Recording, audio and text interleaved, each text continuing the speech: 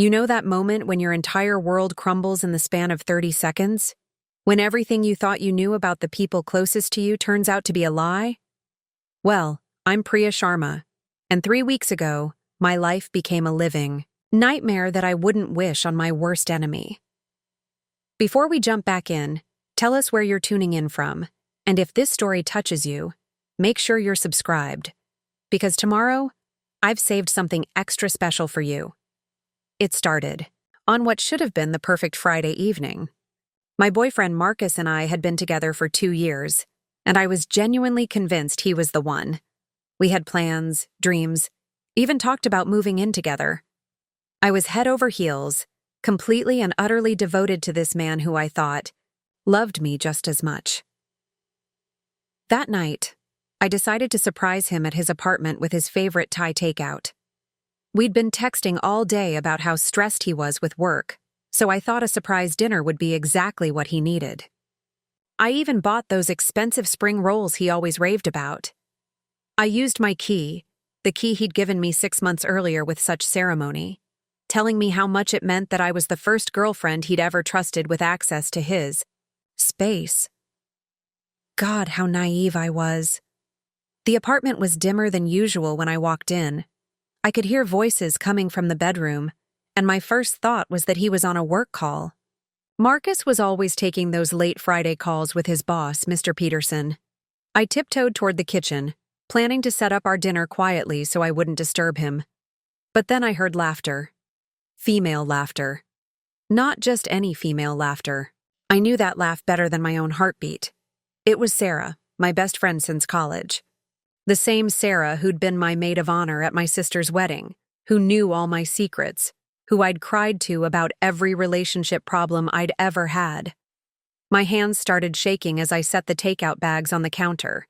There had to be an explanation. Maybe she'd stopped by to surprise me too, and they were planning something together. Maybe it was completely innocent. The bedroom door was slightly ajar, and I could see movement through the crack. My heart was pounding so hard I was sure they'd hear it. I crept closer, telling myself I was being paranoid, that there was a perfectly reasonable explanation for why my boyfriend and best friend were alone in his bedroom on a Friday night. What I saw through that crack destroyed me completely.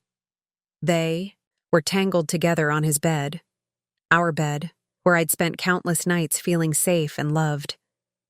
Sarah's red hair was spread across the pillow where I usually laid my head.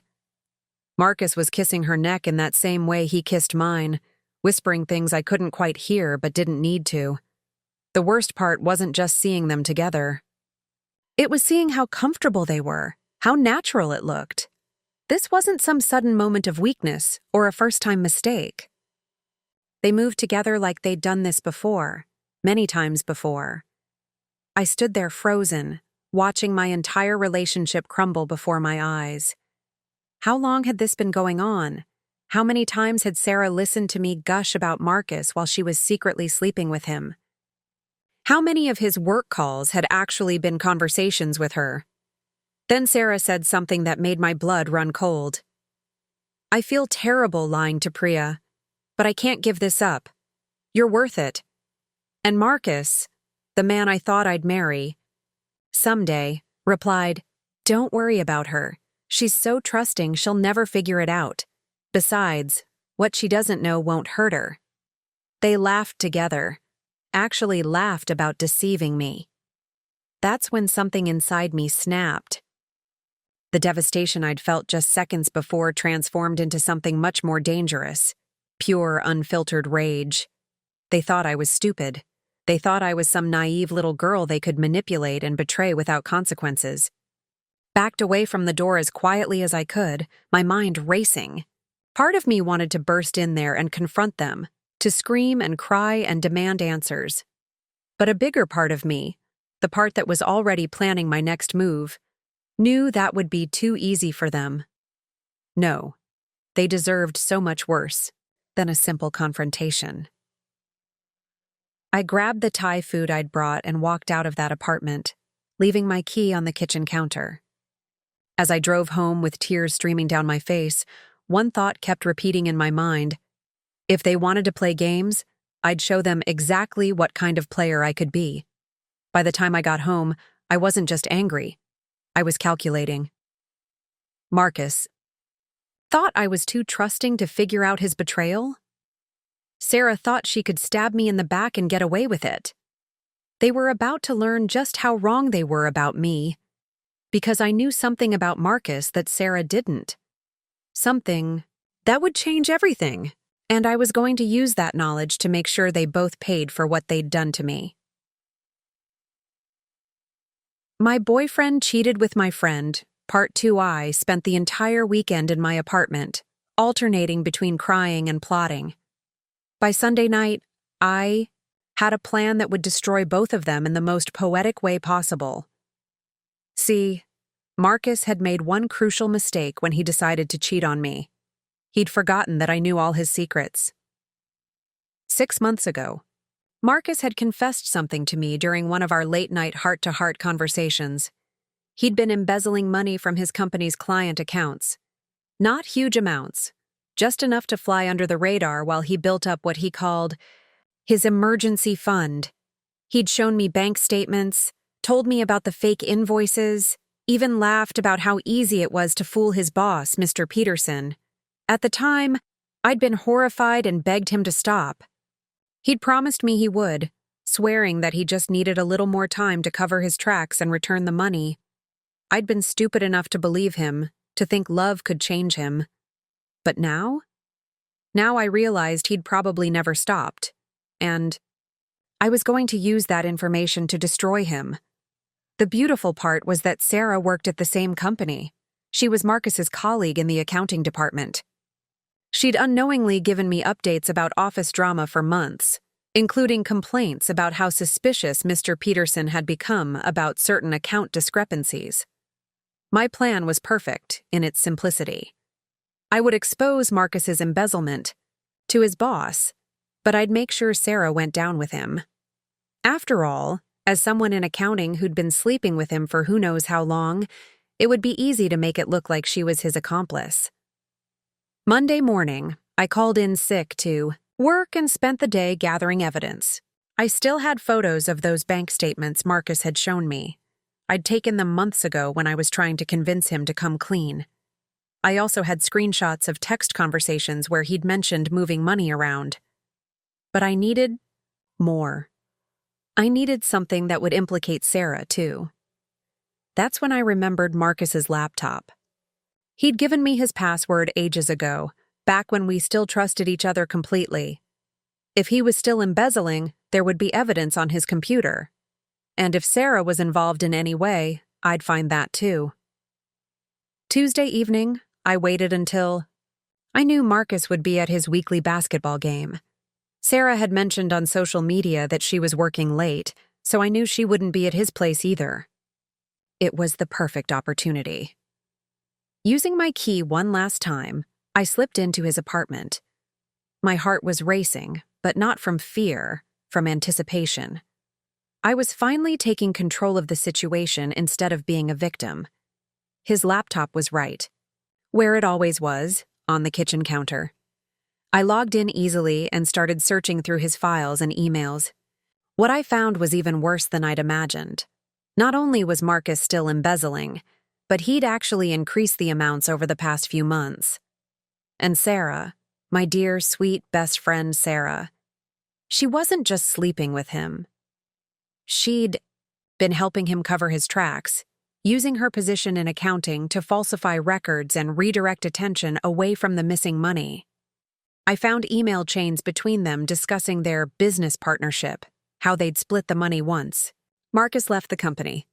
They'd been planning to run away together, using stolen money to start their new life while leaving me completely in the dark. Preparing and narrating this story took us a lot of time, so if you are enjoying it, subscribe to our channel. It means a lot to us. Now back to the story. The betrayal cut even deeper than I'd thought possible. This wasn't just about cheating. They'd been planning to destroy lives and careers together while pretending to care about me. But their emails also gave me everything I needed for my revenge. I copied every piece of evidence onto a USB drive. Bank records, email chains, falsified documents, everything. Then I drafted an anonymous email to Mr. Peterson, laying out exactly what his two employees had been doing. I included enough evidence to bury them both, but I made sure to send it from an untraceable email account. The beautiful part was that I could make it look like a concerned whistleblower from within the company. Someone who'd noticed the discrepancies and felt morally obligated to come forward. Mr. Peterson would have no choice but to investigate, and once he started digging, he'd find everything. But I wasn't done yet. I also sent copies of the evidence to the company's board of directors and their legal department. I wanted to make absolutely sure there was no way Marcus and Sarah could talk their way out of this, or convince anyone it was a misunderstanding. Finally, I sent anonymous tips to the local news stations. Embezzlement at a well-known accounting firm would definitely make headlines, especially with the amounts of money involved. As I hit send on the last email, I felt something I hadn't felt since that horrible Friday night. Power. For the first time in days, I wasn't the victim. I was the one pulling the strings, controlling the narrative. I erased all traces of my presence from Marcus's laptop and left his apartment for the final time. By tomorrow morning, both of their lives would be in ruins. Their careers would be over, they'd likely face criminal charges, and their little love story would crumble under the weight of legal proceedings and public humiliation. As I drove home, I couldn't help but smile. They'd thought they were so clever, playing me for a fool while building their future together on stolen money and lies. But they'd underestimated me completely. Tomorrow, they'd wake up to a nightmare of their own making, and unlike the nightmare they'd put me through, this one would have very real, very permanent consequences. The best part? They'd never know it was me. They'd spend years wondering who'd expose them, never suspecting that the naive, trusting girlfriend they'd so easily deceived was actually their downfall. My boyfriend cheated with my friend. Part 3. Wednesday morning arrived like Christmas morning for me. I woke up early, made myself coffee, and settled in to watch my plan unfold. I didn't have to wait long. At exactly 8:47 a.m., my phone started buzzing with frantic calls from Marcus. I let every single one go to voicemail. Then came the desperate text messages. "Priya, please call me back. Something terrible has happened at work. I need you." The irony was delicious. Now he needed me. By 10 a.m., Sarah was calling too. Her messages were even more panicked. "Priya, I'm in serious trouble. Marcus, too. Please, I know we haven't talked much lately, but I really need my best friend right now." Best friend. The audacity was breathtaking. I decided to answer Sarah's third call, putting on my most concerned voice. "Sarah? What's wrong? You sound terrible." "Oh God, Priya," she sobbed into the phone. "Someone reported Marcus and me to Mr. Peterson. They're saying we stole money from the company. The police are here and there are reporters outside. My whole life is falling apart." "What? That's insane," I replied, injecting just the right amount of shock into my voice. "Who would do something like that?" "I don't know, but they have evidence. Lots of it. Bank records, emails, everything. It's like whoever did this had access to our personal information. Marcus thinks it might be someone from inside the company who's had it out for us." I almost laughed. If only she knew she was talking. To her destroyer. "Are you okay? Do you need me to come over?" "Would you? I know I've been a terrible friend lately, always busy with work and other things. But I really need someone right now. Other things." That's what she called sleeping with my boyfriend. "Of course. I'll be right there." When I arrived at Sarah's apartment, I found her exactly as I'd hoped, completely destroyed. Her hair was a mess, her makeup smeared from crying, and she looked like she hadn't slept in days.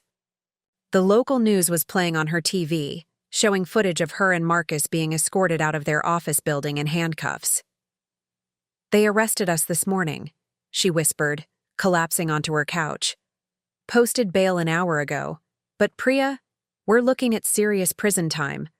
The evidence is overwhelming, and our lawyer says the case against us is airtight. I sat down next to her, playing the supportive friend perfectly.